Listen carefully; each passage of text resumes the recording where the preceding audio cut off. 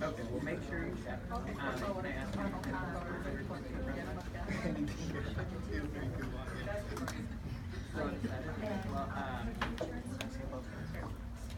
Hey, Laretha, this is Tim Green.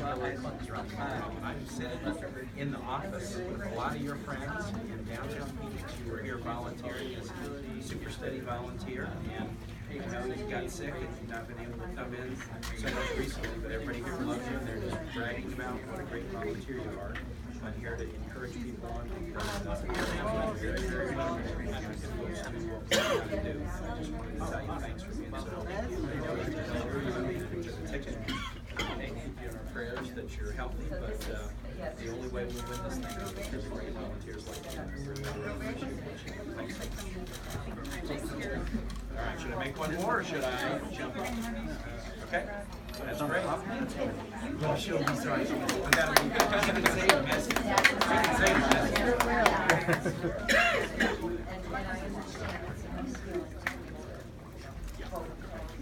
Hey guys, how y'all doing? I can't tell you how excited I am to be here. So let me do a couple of thank yous to folks, and then thank you and talk to you a little bit about the race and why it's so cool to be in Arizona. So how about give it up for Seth and Jessica? Aren't they great? Yes! They entertained my wife when she was here recently, and she had a blast, and I'm so happy that I'm able to be here too, to be with you. And then we had a number of elected speak earlier, your Vice Mayor Kate Gallego, former Congressman Charlene Fernandez, State Rep, and then Ken Clark, who's a State Rep. Is Ken still here? Hey Ken, congrats, man. I didn't have a jacket on, so I just lied. I'm going to be dressed like you in 25 minutes. So. It's great to be here with you. Wow, what an exciting time. I mean, we'll talk big picture in the race in a minute, but let's just talk about Arizona. You guys went Democratic for Harry S. Truman in 1948. And then it was another 48 years before you went Democratic in 1996 when Bill Clinton was running for re-election. And that's been pretty darn red in presidential years. So 20 years later, you've got a chance. And I've been watching the polls, and there were some polls that were close and some not so close, but in the last week or 10 days, you've had a poll recently that had you up 2. I think there was another one that might have had you down 3, but what that tells me is this thing's just dead heat, and it is within your grasp to turn Arizona blue. I know a little bit how you feel. I have done my politics in Virginia, and I got into local politics in 1994. We were redder than red, and I mean redder than red. I ran for state office for the first time in 2001, and there are 5 statewide elected officials in Virginia. When I ran, all 5 were Republican, and we hadn't gone Democratic in a presidential year since 1964 with LBJ. So it's been a very, very long time.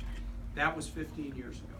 Today in Virginia, all statewide office holders are Democrats, 5 for 5, and we've gone blue 2 presidential elections in a row with Barack Obama, and we're going to go blue a 3rd in a row with Hillary Clinton. Yeah. I say that to say that even in states that seem red, it's hard, and Virginia seemed just redder than red and almost impossible, we turned the corner, and now we really have some momentum. So all you have to do is turn the corner, and then you're going to see momentum. It was funny in Virginia, when we really started to win statewide races, then people started to say, you know, actually I'm a Democrat. Well, you never told me you were to be a Democrat. I didn't think there were other Democrats, but you start to win races, and then you're going to be amazed that the momentum builds on the momentum, and there's no bigger momentum driver than winning electoral votes. And so that is something that's really important, and I know you're working on all kinds of other great races, like Ann Kirkpatrick's race for the Senate and other races in Congress too, but we are really excited about the prospect of going blue. So that's number one. Number 2, this doesn't happen by accident. The way it happens is because of you doing what you're doing, volunteering. You know, maybe beginning with the Kennedy-Nixon election in 1960, I think we started to move away from person-to-person politics and to kind of TV politics and ads. And so for a very long time, a lot of people thought in a national race it was ads that was the big driver. It used to be back in the day before TV, it was all person-to-person. But then TV kind of took over, now it's ads. But here's what people think about ads these days, bluntly. They don't trust them. They see something on TV. Super PACs can run ads. They don't really have to tell you who they are, and they see those ads. They don't really know what to believe. Now, they're still really interested, and they still have questions, but if they don't believe the ads, then where do they learn what they need to know to make their decision? And here's what I have concluded from running many, many races. A word from somebody you trust. Yeah. A word from somebody you trust. And so that means a neighbor or a parishioner, or you go to school with somebody, or you work with somebody. That's somebody who can persuade, but it also means you doing what you're doing. And I found this in my races. When you call and you say, I'm a volunteer for Hillary Clinton, even if it's somebody you've never talked to, or you're knocking on the door and saying that, what the person hears is, they're a volunteer. They didn't have to do this. They've decided it's important enough to them to take their time to be out there for Hillary Clinton. I wonder why it's important to them. And that I'm a volunteer for Hillary Clinton, and I'm reaching out, and I don't have to do this, but I am. That kind of opens the door to have a conversation and answer people's questions. And so people care about their country, and they care about the choice they make, and if they don't trust the TV ads, then what they're looking for is a word for somebody that they trust, and that is you. And this is going to be a really close state. There will be some states that are landslide red or landslide blue. This is going to be a close one. I was in Pennsylvania yesterday, and I didn't do the calculation for Arizona, but just Pennsylvania in 2012, the margin for Barack Obama was 30 votes a precinct. There's a lot of precincts, but precincts are fairly large. If you just change it by 30 votes a precinct, it would have changed the entire electoral votes in Pennsylvania. That's a big state. So what you're doing, I know each of you are at least 30 votes a precinct. When you're here volunteering, you're persuading some people to either vote for Hillary Clinton, or maybe some people who would support her who might or might not vote. You're persuading them to do that, and that's really important. And I know that there's issues, that people are going to ask you questions about. Maybe millennials in particular. I was walking and talking to Jessica and Seth, and I've been doing this millennial thing where I've been saying, for millennials, do you believe in climate science? If you do, we're with you, and the other guys are against you. Do you believe in LGBT equality? If you do, we're with you, and the other guys are against you. Equal pay for women, we're with you, and the other guys are against you. Raising the minimum wage, we're with you, and the other guys are against you. Immigration reform, not being a deportation nation, but real immigration reform, we're with you, and the other guys are against you. Women should make their own health care choices, we're with you, and the other guys are against you. There's some basic, simple things that you can communicate to people. You don't even have to persuade them of the 10-point plan. They already know where they are on an issue like climate science or LGBT equality or women being able to make their own health care choices. So there are a lot of differences, and I know that you have the chance to answer those questions when you call. But that's the second point I want to make, that if you win here in Arizona, you got a great chance of winning, the credit's going to be on your shoulders. It's going to be on the shoulders of grassroots people who are doing that person-to-person contact. That's what it's going to take. Next thing I want to say is this. It's been a weird week. And by weird, I mean good. Well, I don't know that I mean good. By weird, I mean the race is going away, but I'm not sure that I mean good. 11 days ago, national polls had this thing very, very close. And then Hillary Clinton just crushed in that first debate. I mean, wasn't that just a thing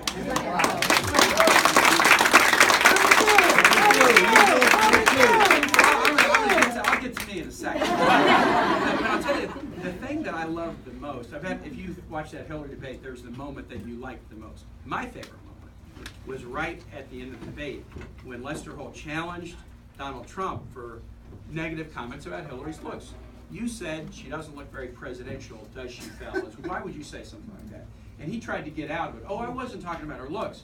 I was talking about her stamina.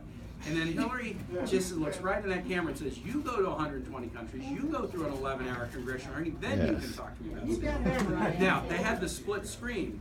And so Hillary's doing this, and I don't think anybody watching that had any doubt if they had told her, we're going to extend the debate and do another 5 hours of debate. She said, okay, I'm ready. The split screen, Donald looked like there was an invisible lamppost that he was kind of leaning up against. It was such a fantastic moment. And then it continued through the week because Donald was mad that he lost, and he said a bunch of stupid stuff, and then the story came out about his taxes that showed that what Hillary called him out on, you're not paying taxes, is exactly right. And then I had a good debate against Mike Pence. I had a lot of fiery and feisty discussion. But that's how discussions are. And It's Irish. and it was Irish. But the two things that were pretty plain in that, one is he couldn't lay hand on Hillary. There was no stories coming out of that debate about any new line of attack or that he drew any blood. He couldn't. I've never played hockey, but if I play hockey, I'd be a good goalie. So nothing like that night. But the other thing that was really more important is I made Mike Pence continually choose, will you defend or not what Donald Trump says? I did it 9 times during the debate, and he never would do it, frankly, maybe because he's smart. Because he knows that these comments are indefensible. That's right. And not just comments, actions, values, who Donald Trump is. Again and again and again, it's indefensible. And so when he was faced with that choice, I can't imagine how you can defend this. You could kind of see the wheels turn. Maybe I'll just change the subject. Yeah, that's what he did. But what that means is this: if you're the running mate for somebody and you can't defend your own running mate, you can't ask one person to vote for a running mate that you can't defend. That's right. And so that was important. But then look, today just again revealed within a period of 24 hours everything we know to be true about Donald Trump. You're sick. Within the last 24 hours, Donald Trump perpetrated a lie that illegal immigrants are racing across the border to vote in droves illegally to steal the election. That is completely false, and it sounds like a guy who's already whining because he's predicting he's going to lose, so he's just going to make that up and say it. Okay, so he says that. Let's see, okay, so now I've gone after immigrants. Who else can I go at? Okay, now we got the news out about these sick to your stomach kind of things that he said about women, which is just more wood on that bonfire, because this thing about women is just a very persistent theme with him. He's clearly got a problem in that way, that he can't look at a woman and see a woman as an equal. That's just not in his DNA. So that's number 2. Number 3, and I don't know how many of you followed this, but there was a notorious case in New York City 20 years ago where 5 young African American males, 5 were charged with a brutal rape. Donald Trump bought a full-page ad in the New York Times and said this is a brutal crime and they should be executed. They were exonerated. They didn't do it. And he got asked about this just within the last day, and he said, you know what, I actually still think that they're guilty. Now, so here's 2 things that shows. You're dragging up this old case, and you're perpetrating a discredited myth, just like the discredited myth President Obama wasn't born in the United States. You're perpetrating a discredited myth, but it also says something else about him. He can never admit, I am wrong about anything. I mean, that's just part of being human. Everybody here should want to be smarter tomorrow than we are today, which means maybe tomorrow we will learn a little something and grow a little bit and get a little bit smarter. But if you're not willing to admit that you're wrong about anything, then you're like stuck in about 6th grade and you're not progressing. And so it was not only kind of a racist lie to go after these people and say that they should be executed when they're innocent, but he won't admit that he was wrong. And then on top of it, okay, well that's not enough, let's see. Then we get the confirmation from the Director of National Intelligence that yes, it is Russia, that it is engaged in efforts to cyber attack and destabilize the U.S. electoral process. Donald Trump stood up on a stage during the convention week in Philadelphia and encouraged the Russians to cyber attack Hillary or use espionage to find things that might help him win. And today, the Director of National Intelligence confirmed that many of these cyber attacks against the DNC and others, even State Board of Elections have been perpetrated by Russia.